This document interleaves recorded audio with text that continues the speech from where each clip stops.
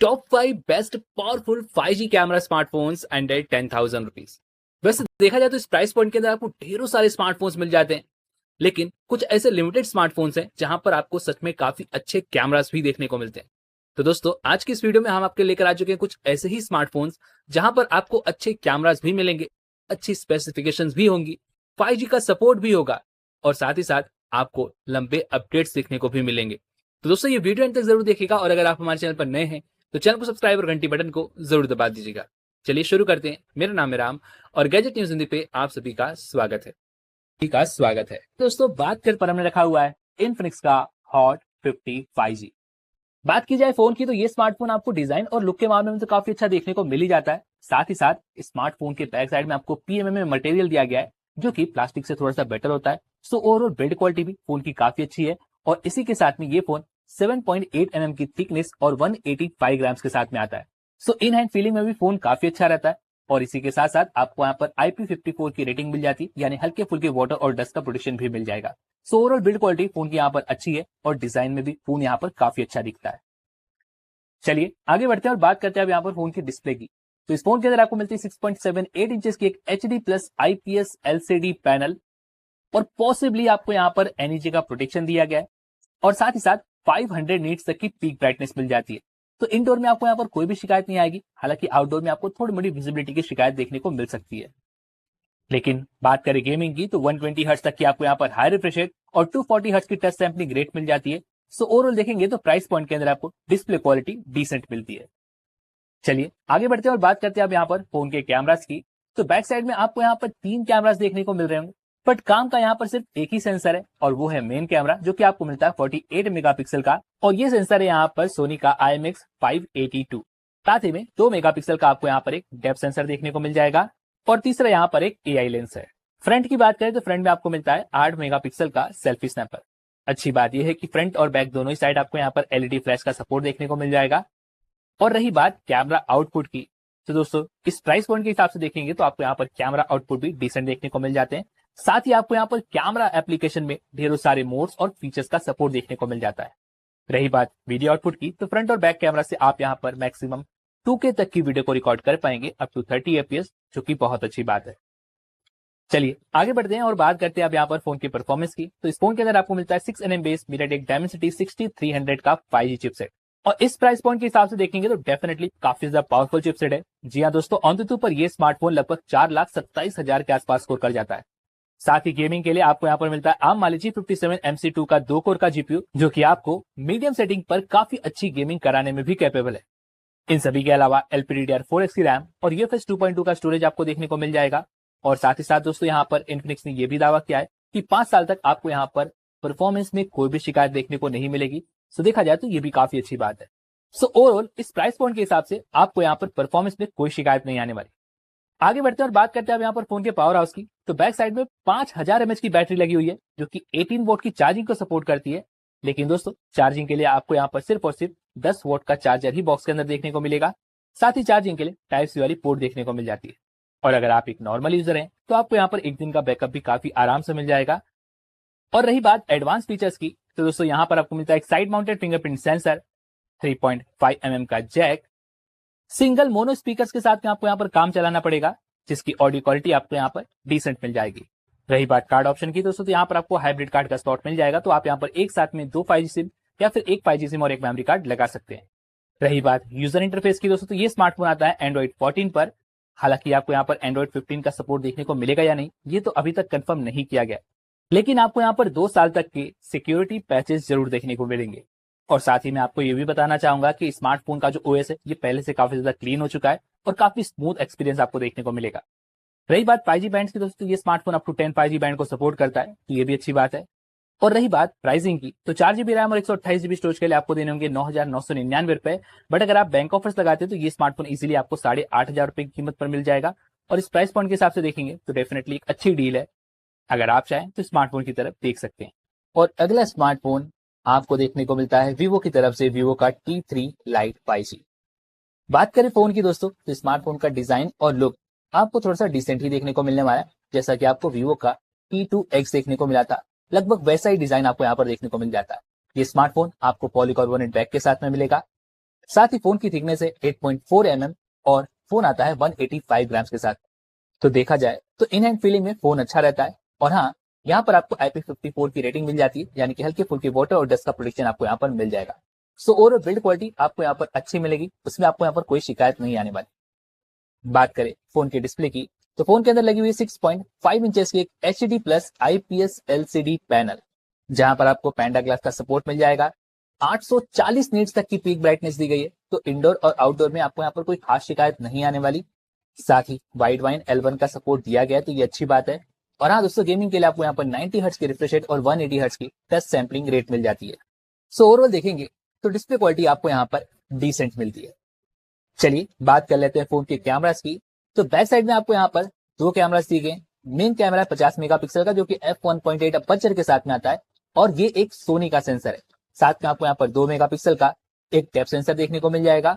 और फ्रंट की बात करें तो फ्रंट में आपको मिलता है 8 मेगापिक्सल का selfie snapper. Camera setup phone का ठीक है। और रही बात इमेज आउटपुट की, तो डे लाइट में फोटोज वगैरह भी अच्छी आ जाती हैं।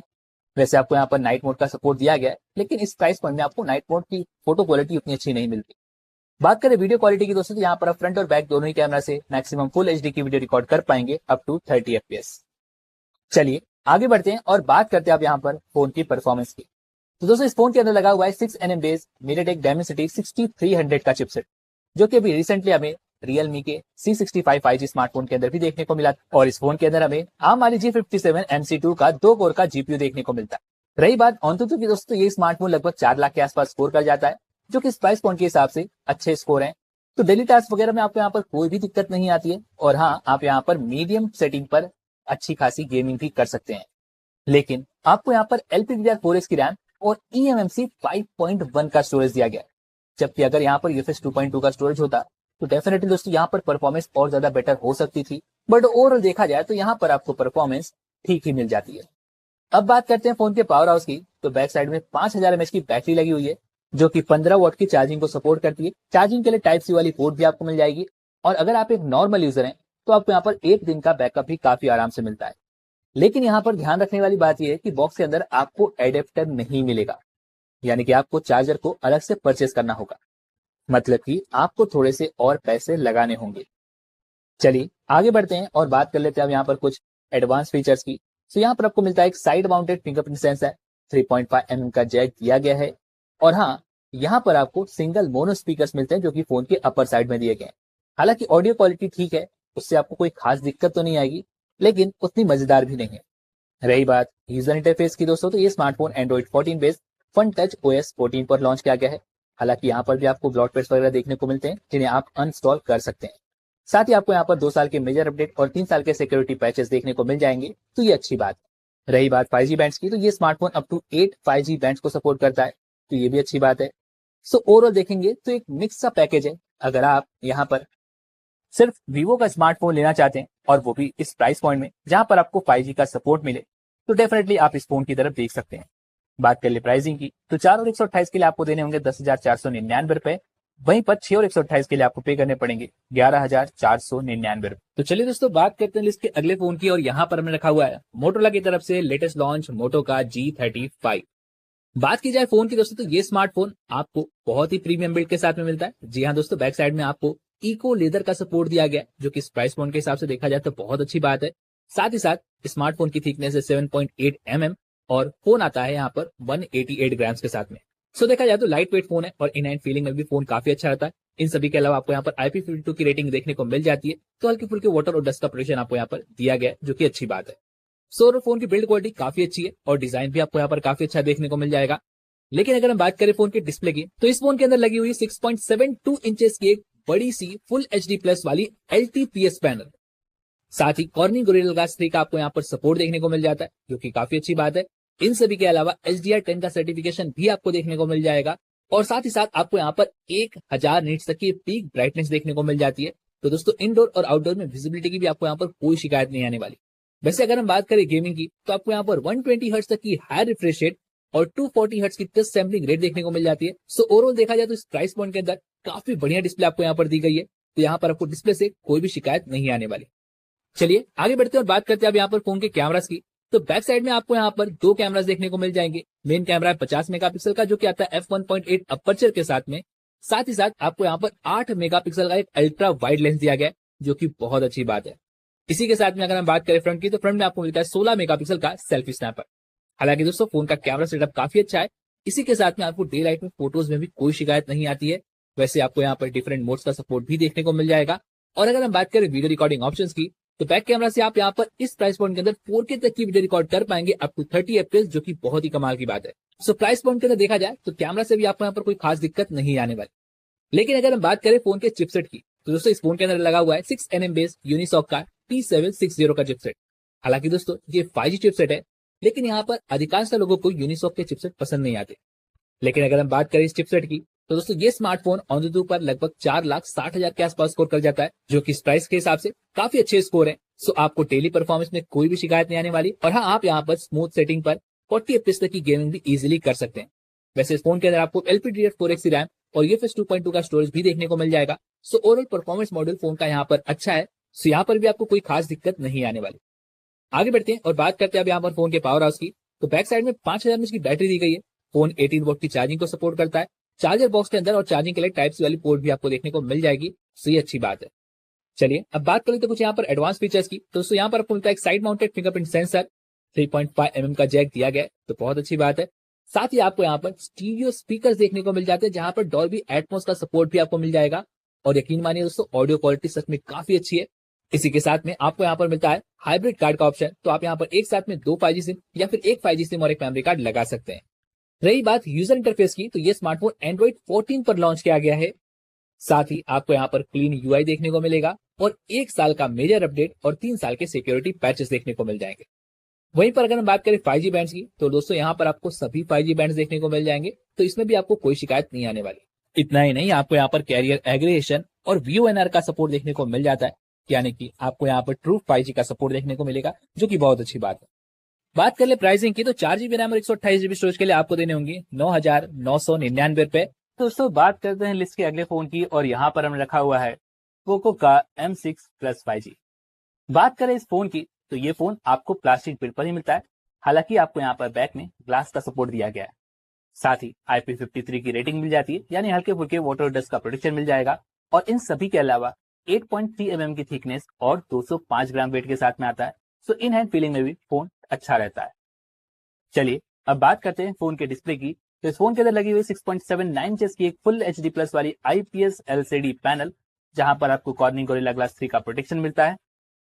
साथ ही 550 नीट तक की पीक ब्राइटनेस दी गई है, तो इंडोर में तो आपको कोई शिकायत नहीं आएगी। हालांकि आउटडोर में आपको थोड़ी मोड़ी विजिबिलिटी की शिकायत देखने को मिल सकती है। साथ ही साथ 120 हर्ट्ज तक की हाई रिफ्रेश रेट और 240 हर्ट्ज की आपको यहाँ पर टच सैंपलिंग रेट मिल जाती है। सो ओवरऑल देखेंगे तो प्राइस पॉइंट के अंदर आपको डिस्प्ले क्वालिटी ठीक मिलती है। बात करें फोन के कैमरास की, तो बैक साइड में आपको 2 कैमरास देखने को मिल जाएंगे। मेन कैमरा है 108 मेगापिक्सल का, जो कि f1.8 अपर्चर के साथ में आता है। और साथ ही में 2 मेगापिक्सल का आपको यहाँ पर एक मैक्रो सेंसर दिया गया है। फ्रंट की बात करें तो फ्रंट में लगा हुआ है 13 मेगापिक्सल का selfie snapper. Camera setup phone का ठीक है और डे लाइट में फोटोज भी अच्छी निकल कर आ जाती हैं। साथ ही साथ आपको ढेरों सारे मोड्स वगैरह भी देखने को मिल जाएंगे, तो ये अच्छी बात है। इन सभी के अलावा अगर हम बात करें वीडियो रिकॉर्डिंग ऑप्शंस की, तो फ्रंट और बैक दोनों ही कैमरा से आप यहाँ पर मैक्सिमम फुल HD की वीडियो रिकॉर्ड कर पाएंगे अप टू 30 FPS। चलिए आगे बढ़ते हैं और बात करते हैं अब यहाँ पर फोन की परफॉर्मेंस की। तो इस फोन के अंदर लगा हुआ है 4nm base Qualcomm Snapdragon 4 Generation 2 का चिपसेट, या जिसे आप एक्सेलरेटेड वर्जन भी कह सकते हैं। और यहाँ पर आपको गेमिंग के लिए मिलता है Adreno 613 का GPU। तो देखा जाए तो चिपसेट यहाँ पर काफी अच्छा है और ऑन पर लगभग 5.5 लाख के आसपास स्कोर भी कर जाता है। तो देखा जाए तो ये स्मार्टफोन आपको मीडियम लेवल की सेटिंग पर काफी अच्छी गेमिंग भी कराने में कैपेबल है। और साथ ही साथ LPDDR4X की रैम और UFS 2.2 का आपको यहाँ पर स्टोरेज दिया गया है। So overall performance model phone का यहाँ पर अच्छा मिल जाता है, आपको परफॉर्मेंस में कोई शिकायत नहीं आएगी। इन सभी के अलावा अगर हम बात करें फोन के पावर हाउस की, तो बैक साइड में 5030 mAh की बैटरी लगी हुई है। साथ ही 33 वॉट चार्जिंग का सपोर्ट मिल जाता है। चार्जर बॉक्स के अंदर चार्जिंग के लिए टाइप सी वाली पोर्ट भी दी गई है। और वहीं पर अगर हम कुछ एडवांस फीचर्स की बात करें, तो यहाँ पर आपको मिलता है side mounted fingerprint sensor, 3.5 mm का जैक दिया गया है, जो कि बहुत अच्छी बात है। लेकिन आपको यहाँ पर एक सिंगल मोनो स्पीकर देखने को मिलते हैं, जिसकी ऑडियो क्वालिटी आपको डिसेंट मिलती है। इन सभी के अलावा आपको यहाँ पर हाइब्रिड स्लॉट देखने को मिलेगा, तो यहाँ पर आप एक साथ में 2 5G सिम या फिर एक 5G सिम और एक मेमोरी कार्ड लगा सकते हैं। रही बात यूजर इंटरफेस की, तो ये स्मार्टफोन लॉन्च किया गया है एंड्रॉइड 14 बेस्ड हाइपर OS पर।